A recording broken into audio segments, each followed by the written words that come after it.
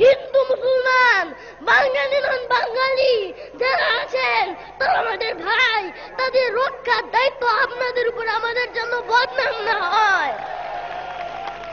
মনে রাখবেন, রেডিও টেলিভিশনের কর্মচারীরা যদি রেডিওতে আমাদের কথা না শুনে তাহলে কোনো বাঙালি রেডিও স্টেশনে যাবেন না। যদি টেলিভিশন আমাদের নিয়োগ না দেয় কোনো বাঙালি টেলিভিশনে যাবেন না। 2 ঘন্টা ব্যাংক খোলা থাকবে যাতে মানুষ তাদের মায়নাপত্র নেবার পারে, কিন্তু পূর্ব বাংলা থেকে পশ্চিম পাকিস্তানে 1 পয়সাও চালান হতে পারবে না। টেলিফোন টেলিগ্রাম আমাদের এই পূর্ব বাংলায় চলবে এবং বিদেশের সঙ্গে বাংলাদেশের লোক মাইনে পাঠানো চলবে, কিন্তু যদি এদেশের মানুষকে কদম করার চেষ্টা করা হয় বাঙালিরা বুঝে শুনে কাজ করবেন।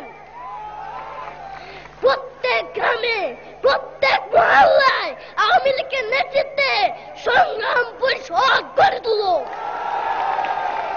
এবং তোমাদের যা কিছু আছে তাই নিয়ে প্রস্তুত থাকো। মনে রাখবা, রক্ত যখন দিয়েছি রক্ত আরো দেব, তবে দেশের মানুষকে মুক্ত করে ছাড়বো ইনশাআল্লাহ।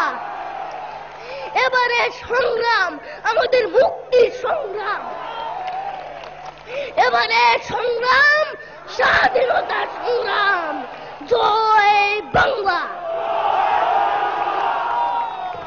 দর্শক, আজ থেকে ঠিক 42 বছর আগে এই রেসকোর্স ময়দান, তৎকালীন রেসকোর্স ময়দানে বঙ্গবন্ধু শেখ মুজিবুর রহমান যে স্বাধীনতার ডাক দিয়েছিল, সেই মুক্তির সেই সংগ্রাম শুরু করেছিল।